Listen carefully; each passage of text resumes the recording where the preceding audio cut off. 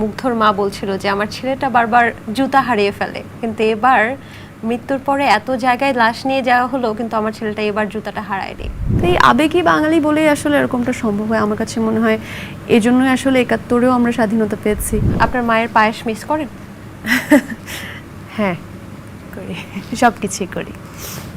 কাজ হারানোর ভয় ছিল না আপনার? না, অবশ্যই না, মানে কাজ হারানোর ভয় এখানে কোত্থেকে থাকে। কিছুটা তো হয়েছেই ভাঙচুর, সেটা অস্বীকার করার জন্যই।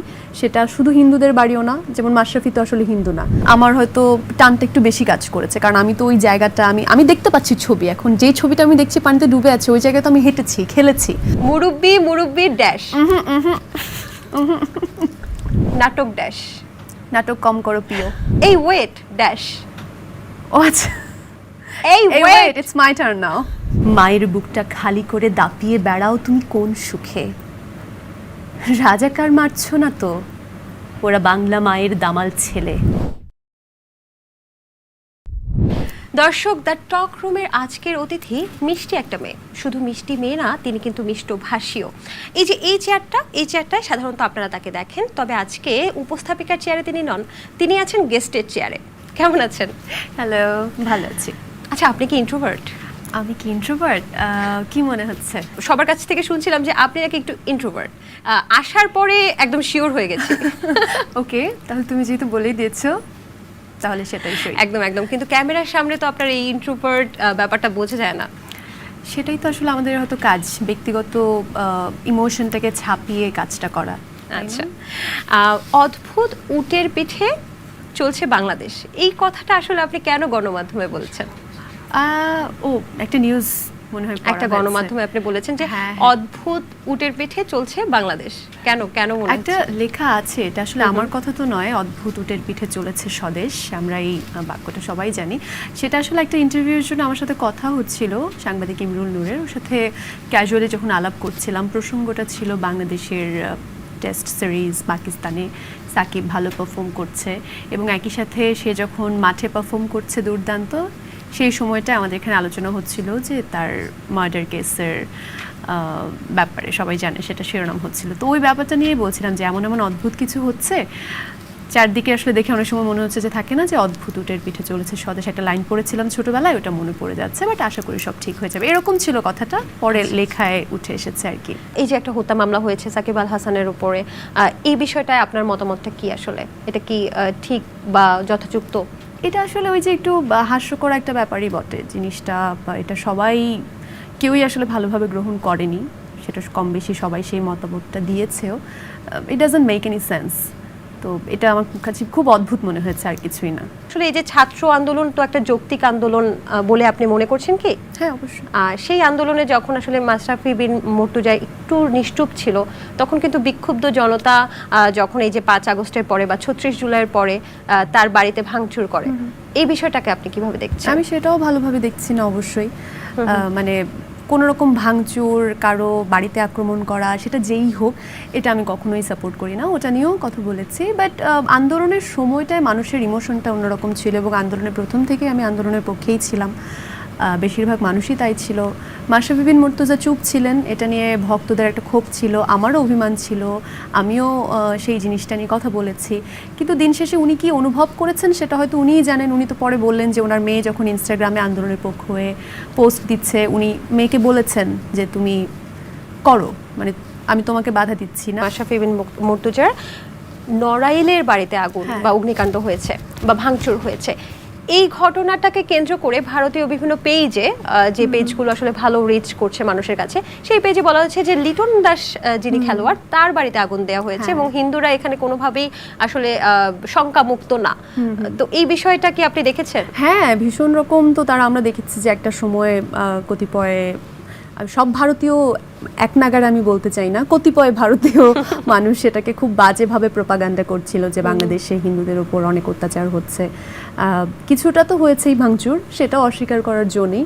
সেটা শুধু হিন্দুদের বাড়িও না, যেমন মাশরাফি তো আসলে হিন্দু না, তার বাড়িতেও হয়েছে, তার রাজনৈতিক কারণে হয়েছে, দলগত কারণে হয়েছে, বিভিন্ন কারণে হয়েছে। ওই সময় যখন ল অ্যান্ড অর্ডার একদমই ছিল না, তখন দলগত না, ধর্মীয় না, হয়তো এমনিতেই চোর ডাকাতের তো আসলে অভাব নেই, আছে তো খারাপ মানুষ।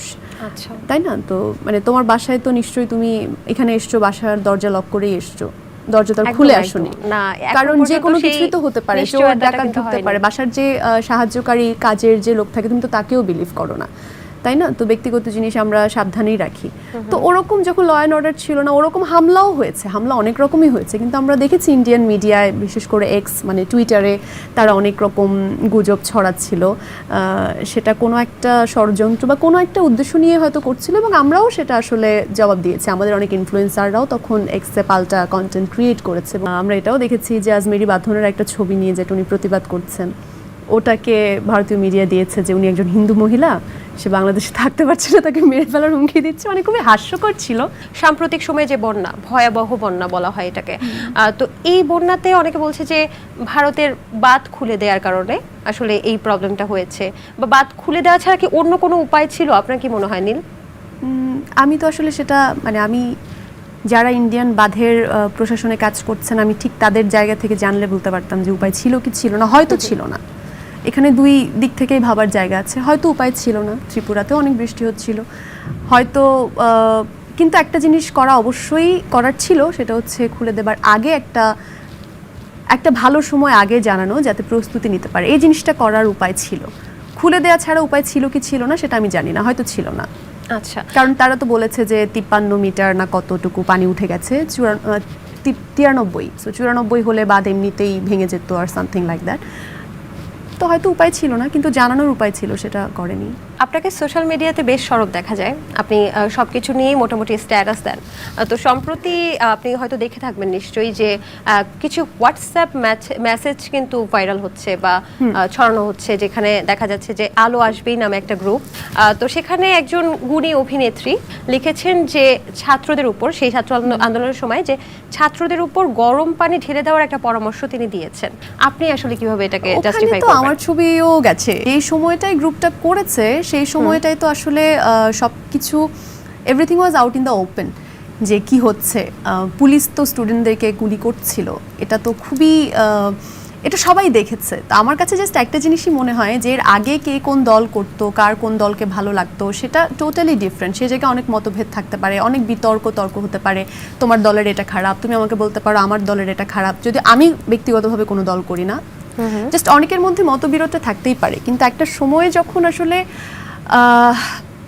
রাস্তায় প্রকাশ্যে স্টুডেন্টদেরকে গুলি করা হচ্ছিল এবং সেটা পুলিশ করছিল এবং সেটা আমরা সবাই দেখেছি, তারপরেও যদি কেউ সেই হত্যার বিরুদ্ধে কথা না বলে এবং বিচার না চায়, তো তাদেরকে নিয়ে আসলে আমি যে স্পিচলেস হয়ে যাই। আমি আসলে কি বলবো সেটাই বুঝতে পারি না। আমার ওই চ্যাটগুলো দেখে আমার অনেকটা এরকম মনে হচ্ছিল ওখানে তো আসলে অনেকেই আছেন, আমার কাছে ব্যক্তিগতভাবে মনে হচ্ছে ওখানে এমন অনেকেই আছেন যারা হয়তো ব্যক্তিগতভাবে খারাপ মানুষও না, তারা হয়তো ভালো মানুষ।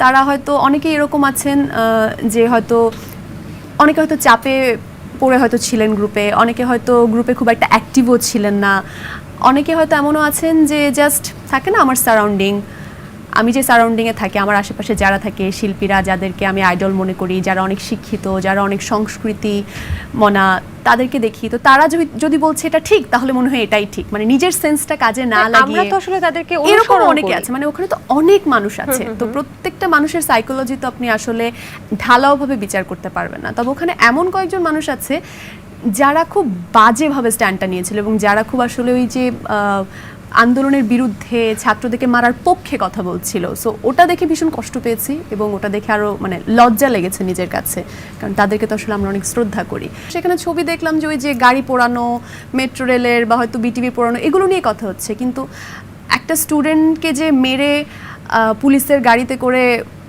মানে টেনে হিঁচড়ে নিয়ে যাওয়া হয়েছে, ফালানো হয়েছে, ইয়ামিন ওর নাম, ও এমআইএসটির একজন স্টুডেন্ট, তো সেটা দেখে আমি সবচেয়ে বেশি শকড ছিলাম। সেটা সম্ভবত 18 জুলাইয়েরই ঘটনা। কিংবা পুলিশ যে গুলি করছে প্রকাশ্যে, এই জিনিসগুলো তারা মনে হচ্ছে দেখছেনও না। তাহলে তারা কি ছাত্রদের পক্ষে এবং কোন হত্যার বিচার চায়, মানে আমি জাস্ট বুঝলামই না। মানে আমি খুব বিরক্ত হয়েছি চ্যাটগুলো পড়ে। এরকম অনেক দেখেছি যে যারা ছাত্র লীগ করেছে তারাও কিন্তু এই ছাত্র হত্যার পরে 18 জুলাইয়ের পরে গ্রুপ লিভ দিয়েছে যে আমরা তো এই স্টুডেন্ট মারার পক্ষে না। তারা গ্রুপ লিভ দিয়ে তারা ওইটাই বলছি, পদত্যাগ করে গ্রুপ লিভ দিয়ে তারা কিন্তু আন্দোলনে সামিল হয়েছে। আন্দোলনে সামিল হোক না হোক, তারা কিন্তু পদত্যাগ করেছে অনেকে। তো আমি তাদেরকে রেসপেক্ট করি, তারা কিন্তু সাবেক ছাত্রলীগ। আচ্ছা নীল, আপনার কি মনে হয় যে প্রফেশনালি বা একজন অভিনয় শিল্পী হিসেবে দক্ষতা অর্জনটা একটা মানুষের জীবনে বেশি গুরুত্বপূর্ণ নাকি মনুষ্যত্ব বোধটা অর্জন করা বেশি গুরুত্বপূর্ণ? দুইটাই গুরুত্বপূর্ণ, মানে কিন্তু সবার আগে অবশ্যই মনুষ্যত্ব। সেটা তো প্রফেশন যেটাই হোক, what ever the profession is, মানুষ তো আগে হতে হবে, সবার আগে প্রকৃত মানুষ হতে হবে। যদি এই বৈষম্য বিরোধী ছাত্র আন্দোলনটা সফল না হতো বাই এনি চান্স, তাহলে আপনার কি কোনো লাইফ রিস্কের হুমকি বা কোনো? আমি ঠিক জানি না, হতেও পারতো, কারণ মাঝখানে খুব কিছু উগ্র কথাবার্তার শিকার আমি হয়েছি। প্রশাসন থেকে চাপটা একরকম, আর যখন একটু গুন্ডা পান্ডা টাইপের কথাবার্তা কেউ বলে তখন আপনি কি জিনিসটা একটু শেয়ার করবেন আসলে কেন, কিভাবে?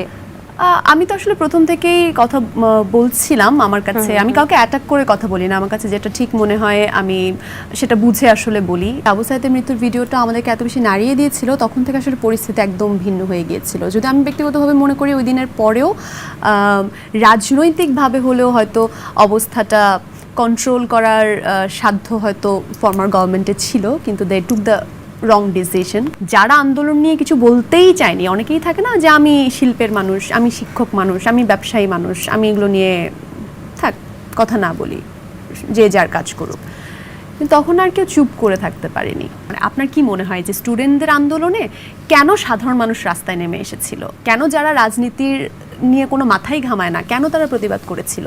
বিকজ সব কিছু চোখের সামনে হচ্ছে এবং প্রশাসন থেকে কোনো যুক্তিযুক্ত উত্তর না দিয়ে খুব বাজে বাজে, খুব হাস্যকর মিথ্যা বলা হচ্ছিল।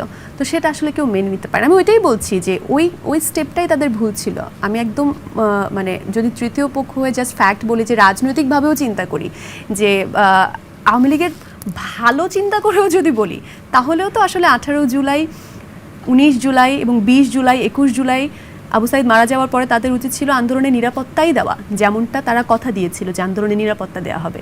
এবং 18 জুলাই পুলিশকে কোনো একটা শাস্তি দিতেন, 19 জুলাই আবু সাইদের পরিবারের সাথে দেখা করতেন, 21 জুলাই কোটা মেনে নিতেন, এবং এই পর্যন্ত 18, 19, 20, 21 পর্যন্ত যারা আন্দোলন করবে তাদেরকে বাধা দিতেন না, পুলিশ পাহারা দিত, পুলিশ গুলি করতো না, তাহলে তো এই কাণ্ডটা ঘটে না। সাবেক সরকারের কিছু বিবৃতিও কি আপনার কাছে একটু অন্যরকম লেগেছে কিনা? যেমন ওনারা বলেছিলেন যে রাজাকার, যে শব্দটা উঠে এসেছিল, সেই রাজাকারটা আপনার কি মনে হয় যে এই ছাত্র আন্দোলন থেকে গণ অভ্যুত্থানে যে রূপটা লাভ করেছে সেটার পেছনে এই রাজাকার শব্দটা অনেক বেশি প্রভাব বিস্তার করেছে? অনেক বেশি না হোক, বাট ওখান থেকে তো আসলে স্টার্ট হয়েছে। মানে ওখান থেকেই তো আসলে অনেক ওই যে থাকে না আগুনের স্ফুলিঙ্গ ছড়িয়ে পড়েছে আর কি। আমরা সেই কথাতে ছিলাম যে ওই আপনাকে ফোন দিয়ে কিছু মানুষ আসলে খুব হুমকি ধামকি দিচ্ছিল, এই বিষয়টা যদি একটু বলতেন। ফোন আসছে অন্য জায়গা থেকে, কেন স্টুডেন্ট এভাবে হত্যা করছে এটা নিয়ে তো অবশ্যই প্রতিবাদ করেছে, এটা আমার অবশ্যই দায়িত্ব, আমি প্রতিবাদ করব এটা নিয়ে, এটা আমি মেনে নিব না। কাজ হারানোর ভয় ছিল না আপনার? অবশ্যই না, মানে কাজ হারানোর ভয় এখানে কোত্থেকে থাকবে? এটা আমাকে অনেকে বলেছে, আমাকে আমার যারা শুভাকাঙ্ক্ষী, আমার ফ্যামিলি, কারণ তখন তো আসলে কেউ জানে না কি হবে, যে দেখো এসব করার দরকার নাই, কখন কি হবে, তোমাকে তো চিনে ভালো মতো, তো তোমাকে ভালো বেশি টার্গেট করে ফেলবে, রাস্তায় 100 জন নামলেও তো দুদিন পর ওদিকে চিনবে না, তোমাকে তো চিনে রাখবে, নিজের কথা ভেবো না, পরিবার, অনেক কথা বলেছে, তোমার কাজ চলে যেতে পারে। কিন্তু আমি চুপ থাকবো কিভাবে? মানে এটা কি সম্ভব নাকি? তো আমি তো খারাপ কিছু বলছি না, এরকম একটা ব্যাপার। তো ওই সময়টা আসলে অনেকে নিতে পারে না, দেখেছে যে আমি তো আসলে অনেক শো করি, তো তাদের কাছে ওই যে চিনে, তো অনেকে আমার স্টেটাস, আমার ছবি নিজেদের মতো করে বিকৃত করে সেটা মেসেঞ্জারে চালাচালি করেছে, পার্সোনালি হোয়াটসঅ্যাপে আমার ছবি পাঠিয়েছে, মানে আমাকে চিনিয়ে দিচ্ছে সবার কাছে, এবং সেটা একদম রুট লেভেলের কর্মীরা যারা দলীয় তারা করছিল। তো এর মধ্যেও তো অনেকে আসলে পরিচিত থাকে, হয়তো আমাকে চিনে, আমার ভালো চায়, আমার কাছে ফোন এসছে যে নীল তুমি একটু করো, মানে তোমাকে কিন্তু মেসেঞ্জার গ্রুপে দেওয়া হয়েছিল আপনার ছবি?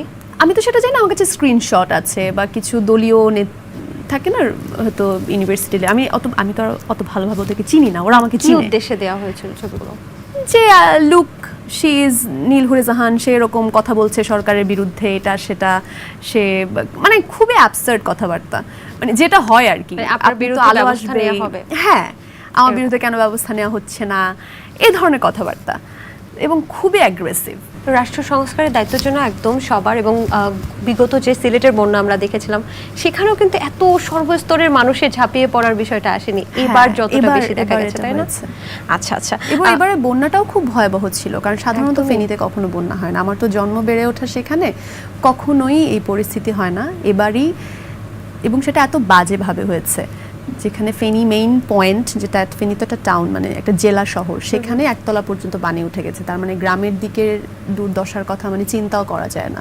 তো এটা কখনোই তারা অভ্যস্তই না এই জিনিসটাতে। মানুষ মানসিকভাবে যে শকটা পেয়েছে আনবিলিভেবল। তারপরে তো অর্থনৈতিক ক্ষতি, প্রাণনাশ, এগুলো তো আছেই। ফেনীতে জন্ম বলেই কি বানভাসীদের সাহায্য করার জন্য এই দৌড়ে গেলেন, নাকি আসলে হতে পারে, এটা বললে ভুল হবে না। হয়তো ওখানে আমার জন্মস্থান বলেই আমার হয়তো টানটা একটু বেশি কাজ করেছে, কারণ আমি তো ওই জায়গাটা আমি দেখতে পাচ্ছি ছবি। এখন যে ছবিটা আমি দেখছি পানিতে ডুবে আছে, ওই জায়গায় তো আমি হেঁটেছি, খেলেছি, তো অবশ্যই আমার টানটা একটু বেশি কাজ করেছে আমার নিজ থেকে। আমি এর আগেও তো যে কোনো বন্যায় হয়তো নিজের যতটুকু সাধ্য সামর্থ্য আছে আমি বিভিন্ন জায়গায় আমি সাহায্য করি, সেটা মানে বলার কিছু নেই। কিন্তু ফেনীতে আমি করেছি প্রথম থেকে, আমি আমার যতটুকু সামর্থ্য হয়েছে আমি দিয়েছি। কিন্তু একটা সময় পরে গিয়ে নিজে যাওয়ার যে টানটা, সেটা আমি অনুভব করেছি যে আমি নিজে যাব, আমি নিজে গিয়েছি। আপনি একটা স্ট্যাটাস দিয়েছিলেন সেই সময়টা যখন বন্যা একদম তুমুল আকার ধারণ করে, বলেছেন যে আপনার পরিবারের মানুষও নাকি আটকা পড়েছিল। হ্যাঁ, একটু বলবেন? কারোর সাথেই কথা হয়নি, মানে তুমি চিন্তা করতে পারবে না এত দুঃসহ একটা অবস্থা, যে একটা জায়গায় কোনো ইন্টারনেট, ইলেকট্রিসিটি কিচ্ছু নাই। কিন্তু তুমি চিন্তা করতে পারো, তুমি ঘরের মধ্যে বসে আছো, এবং সেটা কিন্তু ধরো দালান, 6-7 তলা বিল্ডিং এরকম। ওখানকার মানুষ কিন্তু বেশ আধুনিকভাবে চলে ফিরে অভ্যস্ত, আমি শহর এলাকার কথা বলছি। কিন্তু কোনো ইলেকট্রিসিটি নাই, কোনো নেটওয়ার্ক নাই, এবং তুমি বাসার বাইরে যেতে পারবে না, কারণ একতলা পর্যন্ত পানিতে ডুবে আছে। তুমি জানো না আশেপাশে কি আছে। তো তোমার তো আত্মীয় স্বজন আছে যাদের বাড়ি একতলা, যাদের বাড়ি টিনের, গ্রাম আছে, গ্রামের বাড়ি আছে, তুমি কারো কোনো খবর জানো না। এবং আমার নিজের কাজিন হচ্ছে সে দেশের বাইরে থাকে, আর ওর বাবা মা ওরা দোতলায়, তো ওরা দোতলা পর্যন্ত আছে আমরা জানি। শেষ কথা হয়েছে যখন, তখন একটু বলতে পেরেছে যে পানি একতলা থেকে বেড়ে যাচ্ছে, একতলা পর্যন্ত ডুবে গেছে। এরপর থেকে আর কোনোভাবে যোগাযোগ করা সম্ভব হচ্ছে না। এবং জায়গাটা এমন একটা জায়গায়, বাংলা বাজার, ওখানে আমার যত ভলান্টিয়ার পরিচিত আছে আমি কাউকে পাঠাতে পারছি না, কারণ এত স্রোত, নৌকায় যেতে পারছে না, নৌকা ছাড়া তো যাওয়া সম্ভব না। ছাগলনাইয়ার ওদিকে, ছাগলনাইয়া বাংলা বাজার, ছাগলনাইয়ার মধ্যে আর কি। কোনো রকম খবর নেওয়াই সম্ভব না, পানি কি বাড়ছে নাকি কমছে, মানে তো এই অবস্থা, এই পরিস্থিতি তো সবার ছিল। তবু আমার তো একটা ছিল যে আচ্ছা ওনাদের ওখানে দোতলা আছে, দোতলা ডুবে গেলেও 3 তলা মানে ছাদের উপর উঠতে পারবে, অ্যাটলিস্ট বেঁচে থাকবে। মানে যদি আমি আশা করছিলাম যে দোতলা পর্যন্ত ডুববে না, এতটা হবে না। কিন্তু খাবার ছাড়া কিভাবে বেঁচে থাকবে, এটাও তো একটা টেনশনের ব্যাপার। হ্যাঁ, মানে এটা আনবিলিভেবল। এটা যারা দেখেছে, আর যাদের টিনের বাড়ি ঘর যেটা চলে গেছে, মানে এখন তো অনেকের বাড়ি ঘর নাই, এখনো শত শত হাজার হাজার মানুষ আশ্রয় কেন্দ্রে আছে এবং হসপিটালে লড়ছে, বাচ্চাদের নিউমোনিয়া হচ্ছে, আইসিইউতে ভর্তি বাচ্চা লড়ছে, এরকম অসংখ্য সিন আছে। পুনর্বাসনের জন্য যারা কাজ করছে তারা হিমশিম খাচ্ছে ডেটা কালেক্ট করতে, বাট চেষ্টা করে যাচ্ছে মানুষ, এটা হলো আশার কথা। তো আমার মনে হয় মানুষ, স্বেচ্ছাসেবক, এরা হচ্ছে থাকাটা মানে আমাদের অনেক বড় একটা শক্তি, সাহস। সেই সাথে প্রশাসনকে অনেক বেশি শক্ত একটা ভূমিকা পালন করতে হবে, যাতে এই যে হাজার হাজার মানুষের কোটি কোটি টাকা তারা দিয়েছে, এই যে তুমি তো বললে যে রিক্সাওয়ালা 22,000 দিয়েছে, একজন মহিলা কানের দুল খুলে দিয়েছে, একজন ভিক্ষুক 10-20 টাকা দিয়ে যাচ্ছে তার, তো এটা যাতে আসলে সাহায্য যাদের দরকার তাদের কাছে যাতে সবার কাছে পৌঁছায় ঠিক মতো। প্রশাসনও যদি সাহায্য করে স্বেচ্ছাসেবকদের, এবং স্বেচ্ছাসেবকরাও সাহায্য করে, সবাই মিলে আসলে যদি পৌঁছে যায়, সেটাই হবে আসলে সবচেয়ে বড় ব্যাপার। ছাত্র আন্দোলন এবং এই যে বন্যা পরিস্থিতি, সবকিছুতে তো প্রবাসীদের একটা বড় ধরনের ভূমিকা আছে। হ্যাঁ, এ ব্যাপারে কিছু বলতে চান? অবশ্যই, মানে দেশের বাইরে থেকে হয়তো একটা অন্যরকম টান হয়, আমি জানি না, সবারই তো টান থাকে, কিন্তু ওখান থেকে নিজে দাঁড়িয়ে কিছু করতে না পারার কষ্টটা মনে একটু বেশি। আমি সবসময় আসলে তাদেরকে দেখি যে তারা এত বেশি ইনভলভড হয়। আমি যখন দেশের বাইরে, তখন আমার কাছেও কল এসছে, নীল কোনো তো নেটওয়ার্ক নাই, দেশে কারোর সাথে কথা বলতে পারছি না, তুমি কোনো খবর পাচ্ছ কিনা, কি করতে পারি। এই যে স্টুডেন্টদের ওরা আহত হচ্ছে, চোখ অন্ধ হয়ে যাচ্ছে, যে হাত পা হয়ে যাচ্ছে, ওদের তো ট্রিটমেন্ট লাগবে, টাকা দিব, কাকে দিব বলো, তুমি একটু করে দাও। মানে এই যে তাদের যে একটা আকুতি, বা বন্যার সময় আমরা তো আসলে দেখেছি আন্দোলনের সময়টায় প্রবাসীরা কি করেছে আসলে আন্দোলনটাকে সফল করার জন্য। আরব আমিরাত তো প্রায় 57 জনের মতো তারা নিজেরাই জেলে চলে গেল ওখানকার আইন অমান্য করে। তো বাংলাদেশি আসলে মানুষরা সবসময় খুব আবেগী। এটা যেমন আমরা অনেক সময় হুজুগে বাঙালি বলে নেগেটিভ অর্থেও বলি, যে একটা কিছু পেলেই হলো, ছোটে ওটার পেছনে আবেগী জাতি বলে। আপনি কি বুঝতে পারছেন মানে বাঙালি মানুষ কি পরিমাণ আবেগী এবং কি পরিমাণ সহজ সরল? এই যে আপনি বললেন যে আরব আমিরাতে যারা হচ্ছে শুধুমাত্র স্টুডেন্টদের উপর যেন গুলি না চালানো হয়, অন্যায়ভাবে তাদেরকে যেন না মারা হয়, সেই কারণে তারা একসাথে সংঘবদ্ধ হয়ে আন্দোলন করা শুরু করেছে। ওখান থেকেই তারা আন্দোলন করছে এবং সেটার সেটা সব জায়গায় ফলশ্রুতিতে কি করেছে, হয়েছে সব তারা জায়গায়, আরব আমিরাত, ইউএস এর প্রত্যেকটা স্টেটে, সুইজারল্যান্ড, সুইডেন, এভরিওয়্যার 10 জন থাকলে 10 জন দাঁড়িয়েছে, 100 জন থাকলে 100 জন দাঁড়িয়েছে, মানে অন্যরকম ভাবে সাপোর্ট দিয়েছে। তো এই আবেগী বাঙালি বলেই আসলে এরকমটা সম্ভব হয় আমার কাছে মনে হয়। এজন্যই আসলে 71-এও আমরা স্বাধীনতা পেয়েছি, এজন্যই আরও আগে যদি 52-র কথাও বলি সেটাও সফল হয়েছে, এজন্য 90-এও স্বৈরাচার বিরোধী আন্দোলন সফল হয়েছে। 36 জুলাইয়ের পর উপস্থাপিকা হিসেবে আপনার বাক স্বাধীনতা ফিরে এসেছে? এটা আমি কিভাবে বলবো জানি না, এটা আমার ব্যক্তিগতভাবে আমার বলাটা কি হবে আমি সেটাও জানি না, কারণ বেশিরভাগ মানুষ মনে করছে বাক স্বাধীনতা ফিরে এসেছে। এবং আপনি কি অবশ্যই মনে করছেন আমি বেশিরভাগ কি মানুষ মনে না? করছি, দেখো আমি ওই জন্য বলছি এটা একটু ট্রিকি, তা আমি একটু বুঝে শুনে বলতে চাই, কারণ আমি কিন্তু এই শুধু আন্দোলনের সময় বলি নাই। আমি এর আগে যখন সাংবাদিক কাজল, আমি জানি না যে উনি গুম হয়েছিলেন, তো ওই সময় তখন তার ছেলে পলক একাই লড়ে যাচ্ছিল, তো ওই সময় শুধুমাত্র আশফাক নিপুণ এটা নিয়ে কথা বলতেন, এবং অনেস্টলি আমি স্বীকার করছি আমি জানতাম না আসলে কি হচ্ছে, কিন্তু আমি অনেকদিন দেখছি আশফাক নিপুণ প্রতিদিন এটার আপডেট দিচ্ছে যে এখনও সাংবাদিক কাজলকে ফিরে পাওয়া যায়নি। আমি একদিন দেখেছি, 15 দিন পরেও দেখছি একই কাহিনী, 1 মাস পরে দেখছি একই কাহিনী। তখন আমি আসলে অনুপ্রাণিত হলাম যে আসলে কাহিনীটা কি। আমি কিছুদিন পরে এটা নিয়ে ঘাটালাম, পলকের সাথে কথা হলো, এরপর আমিও এটা নিয়ে স্ট্যাটাস দেওয়া শুরু করলাম। তখন অনেক শুভাকাঙ্ক্ষী, কোনো সরকার বা প্রশাসন, পুলিশ, কেউ না, আমাকে অনেক শুভাকাঙ্ক্ষী ফোন দিল, নক দিল, নীল এটা নিয়ে কথা বলো না, তুমি এটা নিয়ে কেন কথা বলছো, এটা সরাও। তো আমার খুব রাগ লেগেছে। এটা মানে কিন্তু বাক স্বাধীনতা নেই, আমি সেটা বুঝতে পেরেছি, কিন্তু আমার রাগ লেগেছে যে আপনি এটা কেন বলবেন, আমি তো একটা ভালো কথা বলছি, তো আপনি আমাকে এটা বলছেন মানেই তার মানে কি এইটা সত্যি যে আমার স্বাধীনতা নাই বলার? তো বলছে না দেখো পরিস্থিতি ভালো না। আমি তো এটা শুনবো না, কারণ আমি কেন এই কথা বলছি যে স্বাধীনতা ছিল কি ছিল না বাক স্বাধীনতা আমি জানি না, কারণ আমি মানিনি। আমার কাছে মনে হয় যেটা আপনার নিজের ইচ্ছা শক্তির উপর অনেকটা ডিপেন্ড করে। তার মানে 36 জুলাইয়ের আগেও আপনি স্বাধীনভাবে কথা বলে গেছেন, মানে আমি বলেছি, আমি মনে হয় আমাকে শুভাকাঙ্ক্ষীরা বাধা দিয়েছে যে বলো না, ঝামেলা হতে পারে, কিন্তু আমি কিন্তু বলে গেছি, এবং আমি একটা ওয়েবিনারও করেছি। এখন আলহামদুলিল্লাহ আমার কিছু হয়নি। এরপরেও যখন এই যে কার্টুনিস্ট এবং লেখক যে কিশোর এবং মুশতাক, তাদেরকে নিয়ে যখন হলো, আমি তখনও কথা বলেছি, তখন আমি মেসেজ পেয়েছি, নীল রিমুভ দ্যাট স্টেটাস। বলে কেন? আমি মেনে নেইনি। অনেক অনেক গুরুত্বপূর্ণ কথা বললাম, আমরা এখন একটা গেম খেলি। ওরে বাবা, জেনারেশন জি বলে, এই জেনারেশন, আপনি তো এই জেনারেশনে পড়েছেন কি? আমি এটা বললেই তো, হ্যাঁ না, এখানে কিন্তু মৌসুমী মৌ বসেছিল আমাদের এই সিটে, সে কিন্তু তার বয়স বলে দিয়েছে, আপনি চাইলে কিন্তু বলতে আমি পারেন। অল্পের জন্য সেটা থেকে পিছিয়ে গেছি, জেনজি থেকে 1.5 বছর আগে, সো ইউ ক্যান কাউন্ট। ওকে, তো জেন জি, আমি জানি যে আপনি সোশ্যাল মিডিয়াতে সরব, আপনি তো জানছেন যে জেন জি আসলে কি কি কথা বলে, তাই না? অনেক ধরনের অনেক কথা বলে, তো আমি দেখি আপনি আসলে কতটা জানেন এখনকার ভাইরাল টপিক সম্পর্কে। আমি আপনাকে শূন্যস্থান পূরণ করতে বলবো, একটু মজার চলে, ঠিক আছে? মুরব্বি মুরব্বি ড্যাশ, ওই ড্যাশ না প্লিজ, ওই মামা না প্লিজ। ও ওয়াও, এটা আমার খুব ফেভারিট। কেন? আমার খুব মজা লাগে এটা। ড্যাশ হারানোর বেদনা, স্বজন হারানোর বেদনা। নাটক ড্যাশ, নাটক কম করো প্রিয়।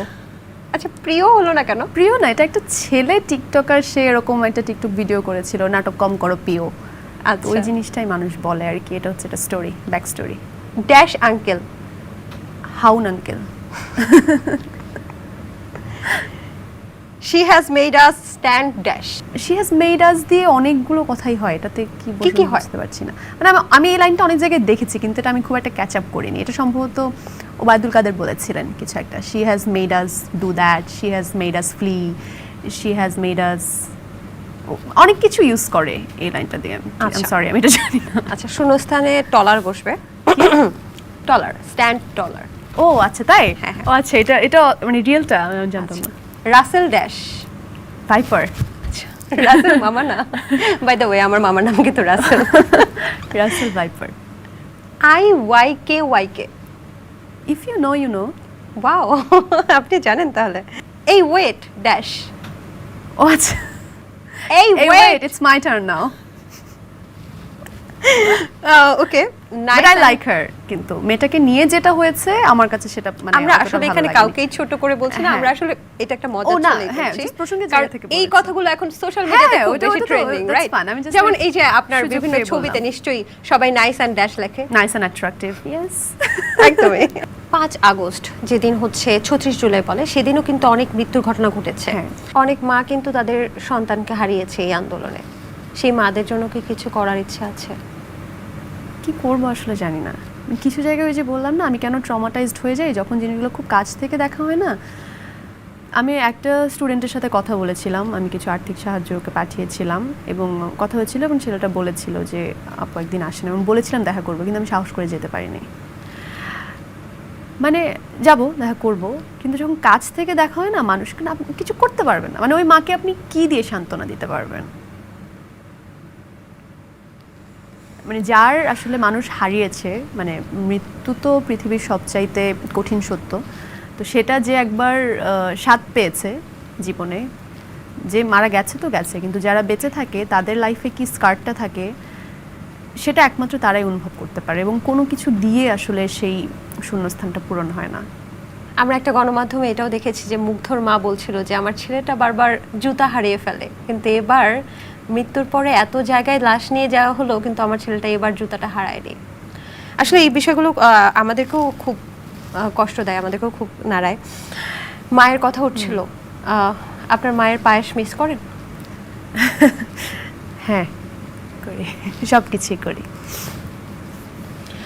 আপনার মায়ের অবর্তমানে আপনার বড় ভাই সেই দায়িত্বগুলো নেওয়ার চেষ্টা করছে। আপনি একটা বেশ সুন্দর স্ট্যাটাস দিয়েছিলেন সে ব্যাপারটা। আপনার বড় ভাই সম্পর্কে কিছু বলতে চান যে আপনার মায়ের কোন কোন দায়িত্বগুলো সে ফিল আপ করতে চাচ্ছে? আমার মা যখন চলে যায় আমি অনেক বেশি আদরের ছিলাম, তো সবাই তাই, আমি শিওর তুমিও অনেক আদরের তোমার বাসায়। তো অনেক কিছু চেষ্টা করেছে যে আম্মু তো মানে খাওয়া দাওয়া নিয়ে আমি একটু উদাসীন ছিলাম, সবসময়টা আম্মু মেনটেন করতো। তো আম্মু যাওয়ার পর ভাইয়াকে দেখেছি ওই কাজগুলো করার প্রচণ্ড চেষ্টা করতে, খাবার বানিয়ে দেওয়া, কি খাবো, স্পেশালি এই জিনিসটা, কারণ এটা তো আসলে সবচাইতে বেশি মায়েরাই খেয়াল রাখে খাবারের। তো আমার ভাই নিজে ফ্রুটস কেটে দিয়ে, নিজে খাবার বানিয়ে রান্না করে নিজে খাবার বেড়ে দেয়, আমি খাচ্ছি, পাশ থেকে পানি ঢেলে দেয়, সর্বোচ্চ চেষ্টা করে যাতে আমি ঠিকঠাক থাকি। মানে আমি বুঝি যে খুব চেষ্টা করছে যাতে আম্মু যে যত্নটা করতো ওই যত্নটা যাতে আমি কিছুটা হলেও পাই। যাই হোক, অনেকটা সময় আমরা পার করে এসেছি ওইটা থেকে। চরকির একটা ওয়েব ফিল্ম করেছেন আপনি, নিঃশ্বাস, আমি যদি ভুল না করে থাকি, এবং দীপ্ত প্লেরও একটা কাজ করেছেন, ক্রিমিনালস। এই দুটো কাজের অভিজ্ঞতা কেমন? ভালো। চরকিতে তো তখন আমি চরকিতে জব করতাম, ওই সময় রাফি আমাকে বললো যে একটা ক্যারেক্টার আছে, এটা তুমি করো। তা আমি একটু সুযোগ পেলে আর ভালো ক্যারেক্টারের কথা আমাকে বললে আমি করতেই চাই। অনেক প্রেশার ছিল, তাও শুটিংটা করেছিলাম, ভালোই লেগেছিল। আর ক্রিমিনালস করতে মজা লেগেছে, কারণ গল্পটা খুব ইন্টারেস্টিং ছিল, মানে খুবই ইন্টারেস্টিং গল্প ছিল। আমার চরিত্রটা ছিল একজন হিন্দু মধ্যবিত্ত গৃহিণীর। তো এটা কিন্তু আপনাকে বলেছিল যে আপনি হিন্দু কিনা। এটা কেমন ফিল করেছেন? কি মজা লেগেছে, আমি দেখেছি ওখানে, আবার দেখছি অনেকে কমেন্ট করছে যারে এটা ওনার চরিত্র। আচ্ছা, মজাই লাগে, ভালো লেগেছে খুব। যারা এখনো ক্রিমিনালসটি দেখেননি তারা কিন্তু অবশ্যই দীপ্ত প্লের মাধ্যমে আপনারা দেখে ফেলতে পারেন, তাই না? তবে একটা বিষয়, যে অভিনয় কেন নিয়মিত দেখা যাচ্ছে না আপনাকে? অভিনয় নিয়মিত কেন দেখা যাচ্ছে না সেটা তো জানি না, কারণ আমি আসলে প্রোগ্রাম নিয়েই একটু ব্যস্ত থাকি, এটাও আছে। আর যেহেতু শুরু থেকে অভিনয়ের সাথেই মানে একটা তো ট্র্যাক থাকে, আমার ট্র্যাকটা যেহেতু ওইটা না, সো ওই র্যান্ডম কাজ করাও হয় না। তাও তো করা হয়, টুকটাক তো করেছি যখন সুযোগটা পেয়েছি, সময়টা পেয়েছি, খুব কম যদিও। নিঃশ্বাস করার পরে দীর্ঘদিন আর কিছু করিনি। এরপর দীপ্তরটা যখন করলাম তখন একটা ওয়েব সিরিজের কাজও করেছি, ওটা একটা অনেক ভালো একটা কাজ হতে পারতো, কিন্তু ওটা যাই হোক, ওটা এখন হয়তো আসবে না, দেখি সামনে হয়তো আর একটা দুটো কাজ করব। বাহ, চমৎকার। ছোট ছোট কয়েকটা গেমস খেলার পর আমরা আজকে অনুষ্ঠানটা শেষ করব। Okay. Yes or no answer দিবেন, ঠিক আছে? ছ্যাঁকা খেলে আপনি ভালো লিখতে পারেন। ইয়েস, এটা সবার। নীল চোখে গ্লিটার ইউজ করতে পছন্দ করে? নো। নো। আমি আইশ্যাডোই খুব কম পছন্দ করি। আচ্ছা, নীল হুরেজাহান রাস্তার ফুচকা আর ঝালমুড়ি খেতে পছন্দ করে? ঝালমুড়ি খুবই, তবে ফুচকার থেকে বেশি ভেলপুরি। উপস্থাপনা থেকে অভিনয়ের রেমুনারেশন বেশি পায়? না, উপস্থাপনায়। মনে মনে মৌসুমী ময়ের সাথে জেলাস করে? না, আমি কারোর সাথে জেলাস করি না। নীলের গোপন কথা তার প্রিয় বান্ধবীকেও শেয়ার করে না? কাইন্ড অফ ট্রু, কিছু কিছু সময়। নীল লেট করে বান্ধবীদের সাথে দেখা করতে গেলে? ডিপেন্ডস, না, দেখা করার ডেট থাকলে আমি লেট খুবই কম করি, কিন্তু দেখা যায় আমি ডিচ করে আমি বাসায় বসে থাকি, অনেক সময় দেখা করি না বন্ধু বান্ধবদের সাথে। হ্যাঁ, আমার ফ্রেন্ডের সাথে আমার এখনো ঝগড়া হচ্ছে যে আমি লিখছি তুমি পাত্তা দিচ্ছ না। নীল ছ্যাঁকা দিতে ভালোবাসে? না, আমি মানুষকে কষ্ট দিতে পারি না, এটা আমার একটা, এটাকে কি বলে, নীল লুকিয়ে খারাপ দিক। লুকিয়ে জায়েদ খানের ডিগবাজি দেখতে পছন্দ করে। লুকিয়ে লুকিয়ে দেখি না, যখন দেখেছিস চোখের সামনে এসেছে দেখেছি, মজা পেয়েছি। নীলের প্রিয় নায়ক ইমরান হাশমি। ইমরান হাশমির অ্যাক্টিং ভালো এবং কিছু কিছু ছবি ভালো, তার মুভির গানগুলো ভালো। প্রিয় নায়ক না, আমার প্রিয় আচ্ছা। নায়ক না। এবার প্রশ্ন, রাতে ঘুমাতে যাওয়ার আগে কার কথা বেশি মনে পড়ে? রাতে ঘুমাতে যাওয়ার আগে আমি সৃষ্টিকর্তাকে মনে করি, মা বাবাকে মনে করি, প্রিয় মানুষদের মনে করি, এই তো। পৃথিবীর কোন দেশ আপনার কাছে সবচেয়ে সুন্দর? নিজের দেশের প্রতি তো একটা মানে বায়াসনেস থাকবেই। বাংলাদেশ অবশ্যই ভীষণ সুন্দর, কারণ এটা আমার নিজের দেশ। আর একই সাথে আবার পৃথিবীটাও তো আমাদেরই, যদি মহাবিশ্বের কথা চিন্তা করেন। এত নিউট্রাল কথাবার্তা, হ্যাঁ, আমি নিউট্রাল এভাবে- প্রশ্নের উত্তর আমি আমি এভাবে কোনোটাতেই চিন্তা কিন্তু করি। একদম ফিক্সড প্রশ্নের উত্তর এখন পাচ্ছি আপনি না। এক দেশের সীমার এখানে ভাবছেন, যদি এলিয়েন যদি সত্যি হয় কখনো, তখন তো আপনি পৃথিবীকে নিয়ে ভাববেন যে এই পৃথিবী আচ্ছা। আমার। আর সব দেশ, অনেক দেশ তো ঘোরা হয়নি, অনেক দেশই আসলে সুন্দর এবং অনেক দেশেই অনেক সবুজ আছে। কার উপস্থাপনা আপনি সবচেয়ে বেশি পছন্দ করেন? কার উপস্থাপনা সবচেয়ে বেশি পছন্দ করা? Ellen DeGeneres, my most Okay. Favourite one. এবং আমি কিন্তু এবার ইউএসএ ট্যুরে সিয়াটেল গিয়েছিলাম শুধুমাত্র এলেনের শো দেখার জন্য। ফর দ্য ফার্স্ট টাইম আমি এলেনের স্ট্যান্ড আপ শো দেখেছি এবং this is her last tour. এবং আমি এখনও এটা মানে এমন, এরপর তো আন্দোলন অনেক কিছু যাচ্ছে, তা আমি শেয়ারও করতে পারিনি, সেই সুযোগটাও পাইনি। এবং ওখানে ছবিও তোলা যায় না, তো ছবিও তুলতে পারিনি। But it was different experience, আমার বাকেট লিস্ট চেক। আমি অ্যালেনের শো দেখেছি, আমি সামনে থেকে অ্যালেনকে দেখেছি। ইট ওয়াজ সো গুড। এটা কিন্তু অনেক বড় একটা প্রাপ্তি। আচ্ছা, কোন চরিত্রে অভিনয় করতে চান আপনি, এক কথায় যদি উত্তর দিতেন? কোন চরিত্রে আমি অভিনয় করতে চাই এক কথায়? It's very difficult. আমি কোন উপন্যাসের চরিত্র, কোন উপন্যাসের সেটা বলাটা তো আসলে ডিফিকাল্ট, যে কোন উপন্যাসের। শরৎচন্দ্র বা রবীন্দ্রনাথের কোনো নায়িকার চরিত্র হতে পারে। বাহ, গুড চয়েস। বিয়ে করবেন কবে, এক কথায় উত্তর দিবেন? এটা কি কখনো সম্ভব, বিয়ে করব কবে, এক কথা আপনি নাকি বিয়ের কথা শুনলে অনেক রাগ করেন? ছোটবেলায় করতাম, এখন তো করি না। এখন করেন? এখন বিয়ে এটা করতে কে বলেছে চাচ্ছেন? তোমাকে? না, আমার বিশেষ সূত্রে খবর আসে তো। না, ওরকম কিছু না। আর বিয়ে নিয়ে এখন তো আসলে, হ্যাঁ, বিয়ে নিয়ে এখন, ছোটবেলায় রাগ করতাম, এখন রাগ করার কিছু নেই, ভাবছি। আচ্ছা, মানে পছন্দ টছন্দ আছে তো? লেটস সি, মানে খুব তাড়াও নেই, কোনো বাইন্ডিংসও নেই যে বিয়ে করব না। পছন্দ আছে? Let's see. লেটস সি মানে কোনটাই হাড়ির খবর বিয়ে তো অনেক, কোনোভাবে বের হবে না। বিয়ে তো অনেক আসলে ইম্পর্ট্যান্ট একটা টপিক এবং খুবই সেনসিটিভ একটা টপিক। সো এটা তো আসলে, এটা বিধাতার উপর নির্ভরশীল। আশা করি যেটা হবে সেটা ভালোটা হবে। আচ্ছা, শহর না গ্রাম? বোথ। কিছু সময় খুব গ্রামে ছুটে যেতে ইচ্ছে করে, নদী পাড়ে বসে থাকতে ইচ্ছে করে, সবুজ দেখতে ইচ্ছে করে, কিন্তু আমার আবার শহরও ভালো লাগে। ক্যাটাগরি করবেন, 3টা ক্যাটাগরি। তিনজনকে কত কত মানে কোথায় কোথায় বসাবেন? শ্রাবণ ও তহিদা, মৌসুমী মৌ, নীল হুরে জাহান। উপস্থাপনের ভিত্তিতে এই তিনজনকে কোথায় বসাবো? আমি ওকে ফাইন, আমি একটা ক্যাটাগরিতে করি, সিনিয়র জুনিয়র ওয়াইজ। না না না না, উপস্থাপনের ভিত্তিতে। আমি বয়সে সিনিয়র জুনিয়র ওয়াইজ শ্রাবণ ও তহিদা, মৌসুমী মৌ, নীল হুরে জাহান। মানে নিজে যে ছোট এটাও প্রকাশ করে দিলেন। You are so intelligent. আচ্ছা, বাংলাদেশ পুরুষ ক্রিকেট দল কবে বিশ্বকাপ জিতবে বলে আপনার মনে হয়? আমি জ্যোতিষী হলে খুব ভালো হতো, কিন্তু কিন্তু ইটস মাই, আমি অন্যভাবে অন্য উত্তরটা দেই, সেটা হচ্ছে ইটস মাই বিগেস্ট ড্রিম যে বাংলাদেশ দল একদিন বিশ্বকাপ জিতবে এবং আমি স্টুডিওতে বসে, আমরা যেভাবে খেলা দেখি, আমি স্টুডিওতে বসে দেখব যে বাংলাদেশ বিশ্বকাপ জিতেছে এবং জেতার পরের শোটা আমি করব। Wow, this is my biggest dream as a sports host. আমরাও সেটাই চাই। আমি ওই দিনটার কথা অনেক ভাবি, তা আমি চাই যে ওটা সত্যি হোক। চমৎকার চমৎকার। ফুটবলে আপনি কোন দলের সাপোর্টার? আমি ব্রাজিল। আচ্ছা, পরের কবিতার বই আমরা কবে দেখতে পাবো? পরের কবিতার বই দেখতে, এটা আসলে বলা যায় না, আমি জানি না। দেখতে দেখতে কথা বলতে বলতে কখন যে সময় পার হয়ে গেল আমি বুঝতেই পারলাম না। তবে যাবার আগে নীল হুরে জাহানের কণ্ঠ থেকে একটা কবিতা সহ গান না শুনে যাচ্ছে না। আমি জানি যে নীল হুরে জাহান একই সাথে কবিতাও বলতে পারে, আবার সেই সাথে আবার গানও করতে পারে। না, কবিতার গানের সাথে করা যাবে না, ওটা একবারই করেছিলাম। একটা কবিতা বলতে পারি, নিজের লেখা? হ্যাঁ, নিজের লেখা। থ্যাংক ইউ, ভালো একটা আড্ডা হয়েছে। আর দীপ্ত টিভিকে ধন্যবাদ জানাতে চাই আমন্ত্রণ জানাতে জন্য দ্য টকরুম অনুষ্ঠানে। টকরুম অনুষ্ঠানে যারা দর্শক আছেন তাদের জন্য অনেক অনেক ভালোবাসা থাকবে, শুভকামনা থাকবে, আমার জন্য দোয়া করবেন। Thank you so much. আর একটা কবিতা শুনতে চাইলে তুমি, তো আমি এই কবিতাটা ওই যে বলছিলাম 18 জুলাইয়ের ওই সময়টা আমি ছিলাম ইউএসএতে, আমার কলেজ বন্ধুদের সাথে আমি দেখা করতে গিয়েছিলাম। আমি ইউএসএ গিয়েছিলাম শো করতে, একটা শোতে আমাকে ইনভাইট করা হয়েছিল। সেখান থেকে আমার ফ্রেন্ডরা থাকে আলাবামা, ওদের সাথে দেখা করতে গিয়েছিলাম এবং আমরা একসাথে